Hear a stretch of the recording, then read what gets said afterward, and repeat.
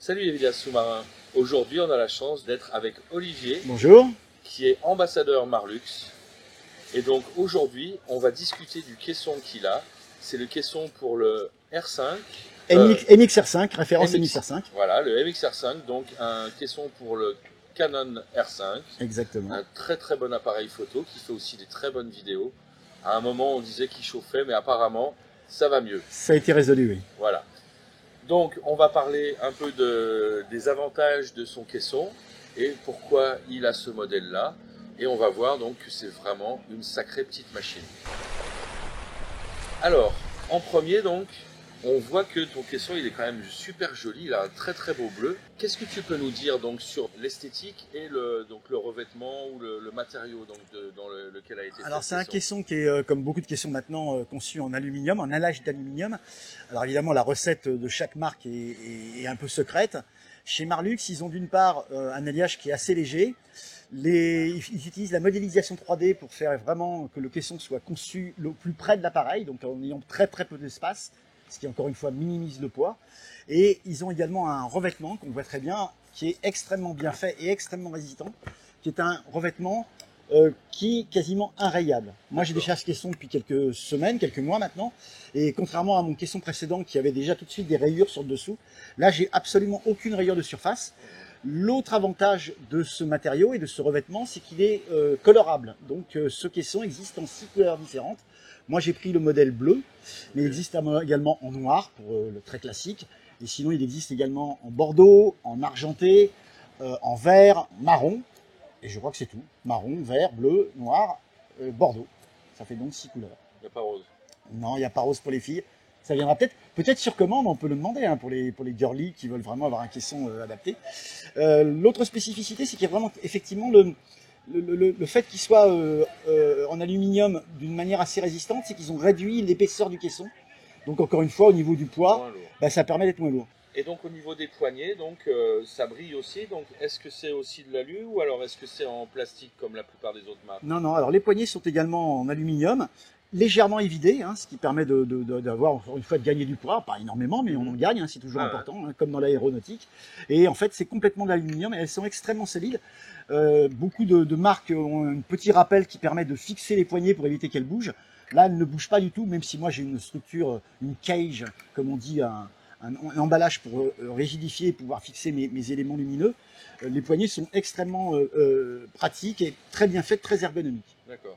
Et on voit même qu'au niveau de la visserie pour les tenir, c'est quelque chose de costaud. C'est du très costaud, c'est des très très grosses vis, hein. Il n'y en a qu'une, et puis il y a une en base qui permet d'enclencher la poignée.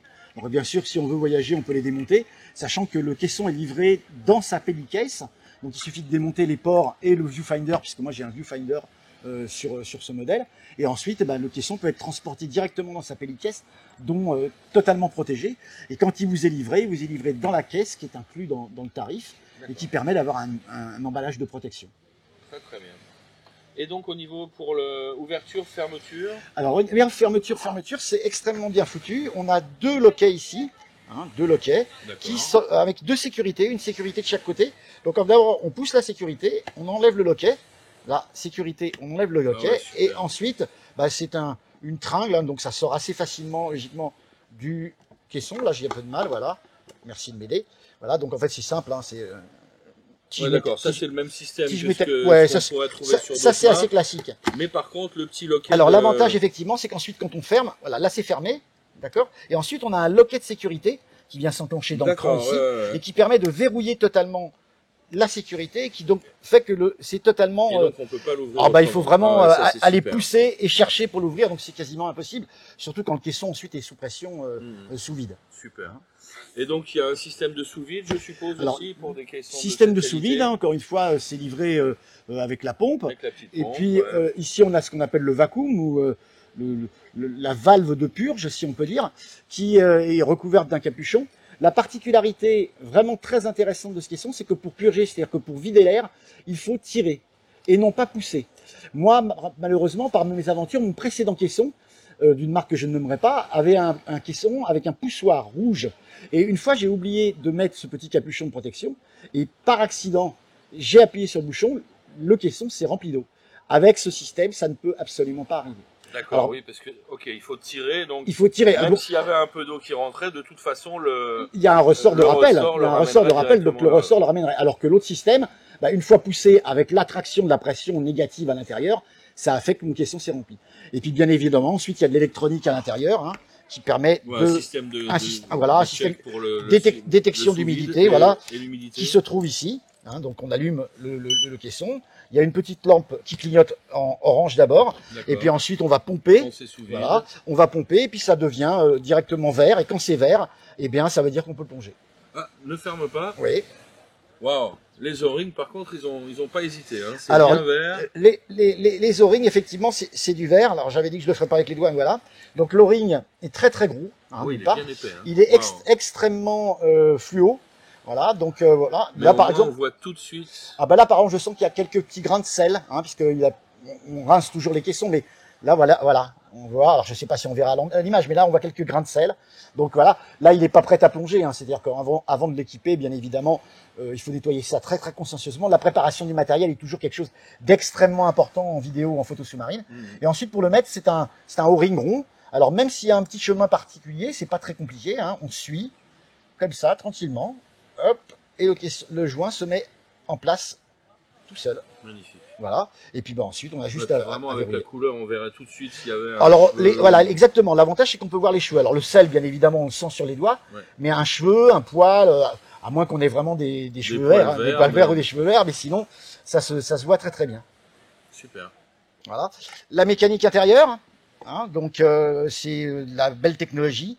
Hein, Marlux est une marque assez intéressante. C'est bien rangé, hein, ça fait un peu Apple, on voit bien que c'est tout à sa place. Exactement, et la majorité des manchons ici sont en titane. Désolé donc, ceux qui n'aiment pas Apple. Extrêmement en titane.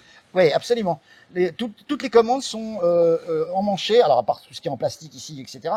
Mais la majorité des commandes principales sont faites en titane avec des manchons en titane. Et puis ensuite, on retrouve, là vous voyez le capteur d'humidité qui est juste en bas là. Ouais. Et puis ici on retrouve l'accès à toutes les commandes qui permettent de commander l'appareil photo. D'accord, donc pas le moins de problème de rouille ou de quoi que ce soit. Et au niveau de l'attache, donc ici, juste une petite seconde. Alors, donc il y a un clapet. Voilà, il y a un clapet exactement qui permet. Je vais attraper mes trucs là, voilà. Donc ça s'enlève assez facilement. Et donc de l'avoir vraiment à sa place. Voilà. Excuse-moi, hein, je te fais. C'est livré également avec la petite clé qui permet de dévisser le support de l'appareil photo. Ah, hein. C'est bien ça. Voilà, donc elle est en place, d'accord. Elle est en place, elle est à l'intérieur, donc si on la remet bien. en place, on la perd pas. Et puis ensuite, il y a un système de verrouillage extrêmement simple. Alors ça, c'est le trigger, la télécommande du flash, la télécommande manuelle. On enclenche donc son appareil photo et puis on verrouille. 40 kg de pression, ça ne peut plus bouger. Là, l'appareil photo est totalement verrouillé. Et, donc puis ici, ensuite ici, on enclenche la fibre optique, l'émetteur de flash qui est branché sur le hot shoes de l'appareil photo. Et ensuite, ça va télécommander par fibre optique. Ça va donc envoyer des éclairs simultanément aux flashs qui vont pouvoir déclencher à travers l'intermédiaire de vos fibres. Ah ouais, super, ça c'est vraiment un bon procédé. Donc c'est vraiment directement branché ici. Donc il y a... Wow, c'est vraiment bien parce qu'il y a d'autres marques qui font d'autres choses et qui sont pas forcément aussi efficaces, alors que ça, là, c'est vraiment intégré. Et donc là-dedans, il y a une batterie ou quelque chose pour... Pas de batterie à l'intérieur. Donc ça prend juste l'électricité qui vient de l'appareil photo. Exactement, l'électricité qui vient de l'appareil photo et qui l'envoie dessus. Oh, c'est super ça, vraiment un très bon système. Ouais, donc vraiment plein de choses, des petites innovations. Des petites innovations, des petits détails, c'est un peu le cheval de bataille de Marlux, c'est de faire de l'innovation. Il prépare exactement plein de choses. Là pour l'instant, vous voyez, par exemple, j'ai un viewfinder, parce qu'en photo macro, le viewfinder, l'écran déporté, si on peut dire, qui reprend directement le capteur ici, l'œilleton, c'est plus précis pour faire la mise au point. Moi j'utilise très peu l'écran, puis l'écran ça oblige de se contorsionner, etc. Là on a 45 degrés, et Marlux travaille actuellement sur leur viewfinder maison, qui sera un viewfinder électronique, où on aura également un capteur de profondeur. Donc ça permettra, quand on est en train de travailler, en train de photographier, de connaître sa profondeur. C'est particulièrement utile quand on fait de la blackwater, où on n'a pas de repère de profondeur, avoir les oreilles, d'avoir une visualisation de sa profondeur directement dans son viewfinder. Ok, bonne idée, ouais. Voilà, donc il y a plein de petits détails d'innovation sur cette marque qui la rendent particulièrement attractive. Ok. Alors l'ergonomie, ben, on a bien évidemment beaucoup de commandes du côté droit, hein. Normal. Voilà, ce qui est normal, hein, les droitiers. En général, on gère son appareil photo de la main droite et éventuellement de la main gauche, et ben on gère ici. Alors vous voyez, ce qui est intéressant avec ce bouton de mise au point manuel, c'est qu'on peut y mettre 2 doigts et ça permet vraiment d'avoir une commande très précise. Moi qui passe souvent 90% du temps, je commence avec l'autofocus et ensuite mon autofocus, quand je touche ma bague de manuel, se débraye, l'autofocus débraye et je repasse en manuel et ça me permet avec les éléments du R5 de pouvoir faire les petits ajustements. Hein, il y a les outils d'aide à la mise au point, notamment il y a 3 triangles qui s'alignent quand on a une mise au point parfaite, voilà, plus le focus picking, et qui va me permettre de faire une mise au point parfaite. Et ce qui est effectivement intéressant par rapport aux autres molettes qui se touchent d'un seul doigt, ici c'est que vraiment on a 2 doigts, et qu'on a un système de mise au point très sensible et très pratique. Alors pour l'instant les boutons sont encore un petit peu durs parce que le caisson est neuf, hein, il n'a qu'une dizaine, une quinzaine de plongées, mais j'avais déjà eu la même remarque avec mon premier caisson, mon précédent caisson. J'avais trouvé les commandes un petit peu dures au début. Et puis ensuite, bah, bien évidemment, l'usure se fait en place. Donc je pense que c'est assez volontaire d'avoir un petit peu de difficulté au début. Et puis ensuite, les ajustements vont devenir beaucoup plus souples. Ça, c'est pour le côté gauche, donc il n'y a quasiment rien. Et côté droite, alors côté droite, on a bien évidemment le déclencheur. Une molette rotative sur laquelle moi j'ai mis mon ouverture, ce qui me permet de régler l'ouverture rapidement proche du déclencheur. Vitesse avec le pouce, voilà. Alors la vitesse est ici, à l'arrière. Ici ensuite on a une double commande. Hein. Alors en principe c'est manual focus ou enregistrement vidéo. Ouais. Alors l'avantage du R5, hein, de l'appareil photo qui est à l'intérieur, c'est que c'est un appareil où tous les boutons sont configurables. Donc chacun peut créer sa propre configuration et assigner au bouton qui va l'intéresser le plus pour pouvoir avoir une configuration qui lui correspond exactement.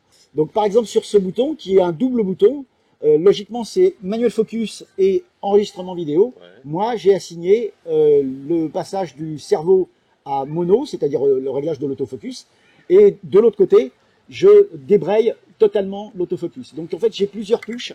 Voilà. Ensuite il y a une touche ici qui permet d'accéder au Q-menu. Le Q-menu c'est le menu général de ces réglages, hein. C'est pas le menu, les menus de l'appareil photo, mais les menus généraux de l'appareil photo. Donc celui-là est un petit peu moins accessible parce que c'est une fonction dont on se sert moins. Et puis ici, il y a le fameux AF On qui permet de friser le focus si on le souhaite, et ensuite uniquement utiliser le déplacement pour faire la mise au point. Donc ça, c'est également très pratique. Vous voyez, on peut faire hop et déclencher avec 2 points. Et puis ici, un peu plus difficile d'accès, un peu plus à l'arrière, le réglage de vitesse qu'on touche en général moins. Moi, normalement, on choisit sa vitesse rapidement. Moi, en général, c'est 150, 250. Je bouge très peu de ces vitesses, à part sur enfin, en tout cas en macro. Après, sur du grand angle, on peut éventuellement, si on a de l'action, etc., passer plus vite, mais c'est vraiment pas un problème. D'accord, à 150e quand même, pas à 125. Non, ouais, 125, 150, ça dépend. D'accord. Ensuite, ici, bah, ça, c'est une molette qui permet d'accéder quand on va dans les menus. Alors, la touche de menu, il y a encore une grosse touche de menu, ça, c'est les menus généraux. Okay. Et là, on peut naviguer très facilement dans les menus et valider directement après, ensuite, avec la touche OK qui se trouve derrière. Et celle-là, donc, comme tu dis, aurait pu être paramétrée pour faire celle-ci, on peut la vitesse si tu avais préféré. On peut paramétrer absolument ce qu'on veut. D'accord, hein. Super. Tous les menus sur le R5 sont paramétrables à quelques rares exceptions. Je crois qu'il n'y a que le Q-menu qu'on ne peut pas modifier et la loupe, si ma mémoire est bonne. C'est les 2 seules fonctions qu'on ne peut pas modifier. Bon, c'est pas grand-chose, voilà. C'est pas le truc. Ça, ensuite, c'est un accès au joystick, puisqu'il y a un joystick, hein, voilà, etc. Okay. Donc droite, gauche, et puis OK. Et puis ensuite, on a d'autres fonctions qui sont assez pratiques. La loupe dont je parlais tout à l'heure, qui permet de grossir sur le dernier mise au point. Alors on a ici, c'est pour visionner ces images. Et alors moi, pareil, je ne me sers pas de la loupe puisque j'ai configuré, quand je regarde mon image, hop, ça met tout de suite la loupe. Et l'appareil, le R5, lui, directement, va me faire la loupe avec un petit carré sur l'endroit où il y a le focus. D'accord. Donc si par exemple, Automatiquement. Wow. Si par hasard, j'ai prévu de faire le focus sur l'œil de ma crevette et qu'en fait le focus il est sur l'antenne, quand je vais faire visionner, hop, il va me mettre sur l'antenne. Donc je sais que j'aurai raté ma mise au point. Hein, donc c'est extrêmement pratique. Waouh, mais il faut que je passe à Canon alors. Voilà. Ensuite, ça c'est les touches classiques, hein, donc effacement des images quand on les visionne, sachant qu'en général on fait pas ça sous l'eau. Et puis quoi d'autre? Oui. Alors le mode rafale ici, qui permet de changer de mode, donc de passer en mono-image au mode rafale, et ensuite on règle ici avec cette molette. Voilà. Cette molette sert toujours pour tous les réglages. Dès qu'on va accéder à un réglage, on va pouvoir la régler ici. Et puis c'est à peu près tout. Ensuite, bien évidemment, là on a les choses qui servent à rien, c'est la lumière de l'écran supérieur. Ça, c'est ce qui permet de changer de mode. Donc, on peut changer de mode. Et ensuite, pareil, on va avoir la molette ici. Et puis ça, c'est ce qui permet de bloquer, hein, de locker le mode, de changement de mode. Voilà. Et puis ici, bah, simplement le bouton marche arrêt qui est sur le dessus. Donc, assez protégé, parce que ça, ce qui permet qu'on évite d'éteindre ou d'allumer son appareil malencontreusement. C'est à peu près tout pour les commandes. C'est pour l'instant, à mon sens, extrêmement bien fait. La seule molette que je n'arrive pas à accéder facilement, que je cherche encore un petit peu, mais après ça devient un automatisme, c'est le Q-menu, sachant que je m'en sers moi quasiment jamais. Ouais, je m'en sers quelque chose pour la surface. Je m'en sers quand l'appareil est sorti, pour accéder rapidement ou pour regarder où je suis dans mes menus, mais sous l'eau je m'en sers jamais. Sous l'eau je me sers, j'ai mes menus qui sont attribués et je change très rapidement. D'accord. Dernière petite chose, au niveau du dôme. Alors, le dôme. Ici, on a un dôme 140 mm. Alors, c'est un dôme en verre. Chez Marlux, tous les dômes sont en verre et non pas en poly quelque chose. Ouais. Et ils ont également un coating, un revêtement de surface qui permet que l'eau parte très rapidement. Donc, quand on veut faire des mi-air, mi-eau, eh ben, on a une très bonne qualité. C'est-à-dire que l'eau part très rapidement. Il existe également le plus gros dôme, hein, le 230 mm, que je vais recevoir dans quelques semaines. Dans mon prochain voyage grand angle à Komodo. Et il est très gros, mais très lourd comme tous les dômes. Donc là, pour l'instant, là, pour mon prochain voyage qui est aux Philippines, je vais partir avec le petit, qui est beaucoup plus. Et là, ça suffit pour quel là, moi, j'ai un objectif 8-15, hein, c'est un Canon EF 8-15. Ah oui. Et j'ai aucun problème, je passe en 8 mm. De toute façon, il n'existe pas plus bas. Oui, surtout 8 en full frame, oui, c'est gigantesque. C'est gigantesque, exactement. Et ça suffit. Ça suffit. Ah oui, donc il n'y a même pas vraiment grand intérêt, à part peut-être la qualité du verre. La qualité du verre et puis le fait d'avoir une plus grande surface quand même. Donc vraiment pour les over-under. Exactement. Pour les mi-air, mi-haut. Mi-air, mi-haut, effectivement. Voilà, plus d'espace, que ce soit plus facile au niveau du verre. Exactement. D'accord. Mais par contre, tu pars en croisière, tu as des grosses bêtes, pas de problème, elles rentreront toutes dans l'objectif. Voilà. Là, pour l'instant, il me manque encore le zoom gear, c'est-à-dire le système qu'on met sur l'objectif pour pouvoir changer de zoom, enfin changer de la focale en fait. Zoomer, Voilà, zoomer, qui est utile avec cette petite molette, encore une fois. Hein. Et ils étaient en rupture de stock, donc là, je vais le recevoir incessamment sous peu, sachant que moi, je shoot beaucoup en 8 mm en grand angle. Je suis vraiment, j'aime bien me rapprocher très près des sujets. Ça permet d'avoir une grosse concentration de lumière, une très petite quantité d'eau entre l'objectif et le sujet, et donc d'avoir une très bonne qualité. Alors, petit détail dont j'ai pas parlé, qui est encore une fois un petit détail, hein, toujours des petits détails cachés, donc qui font la différence. On a un double système de déverrouillage, c'est-à-dire que déjà pour déverrouiller, enlever l'objectif, il y a ici une sécurité. Ensuite, on tourne l'objectif ou le port de cette manière, et là, on les désenclenche. Et puis là, en fait, si je veux par exemple changer mon objectif, hein, alors déjà on a un très gros port, 125 mm, et si je veux changer mon objectif, là je suis en EF. Alors EF j'appuie, et là je vais pouvoir désenclencher mon objectif. Alors voilà, hop, je désenclenche mon objectif. Alors là il s'avère que j'ai une bague d'adaptation. Okay. D'accord. Donc là j'ai utilisé le bouton RF en fait. Donc là je vais me remettre en face, voilà. Mais si on a un objectif EF directement, on peut directement le désenclencher. Voilà. Donc on a une double commande. C'est rien, ils ont simplement mis 2 loquets à la place d'un. Oui. Et c'est encore une fois des petits détails qui font la différence. Et puis cette ouverture, comme vous voyez, ça permet vraiment de changer son objectif très rapidement, sans avoir à sortir l'appareil. Par contre, effectivement, il faudra le remettre sous pression ensuite, mais ça évite d'avoir à ouvrir le caisson. Et puis ensuite, remettre le port en place, on enclenche, on le tourne d'un quart de tour, on verrouille et terminé. Encore le même système, donc faut exactement, toujours le même système, une sécurité double avec une petite encoche. Hein, ils ont utilisé le même système. Alors, quelle va être la durée de vie de ce petit bitonio avec un ressort? On verra bien. Mais après, bon, c'est pas non plus très compliqué à changer. Hein, voilà. Mais encore une fois, c'est une nouvelle marque. Forcément, des petits défauts vont apparaître, mais je pense que ils sont très à l'écoute. Ceux qui suivent un peu les réseaux sociaux ont certainement vu cette marque sur les réseaux sociaux parce qu'ils sont très présents et ils écoutent énormément les influenceurs et leurs ambassadeurs. C'est-à-dire que donc on utilise le matériel au quotidien, on leur fait des retours et ils en tiennent compte très rapidement. On en reparlera tout à l'heure quand on va parler de l'accessoire ultime qui est développé par Marlux. D'accord. Ben, merci bien. C'était super intéressant. Et puis on se revoit dans la prochaine vidéo alors. À bientôt. Merci. Salut les plongeurs. Bonne bulle.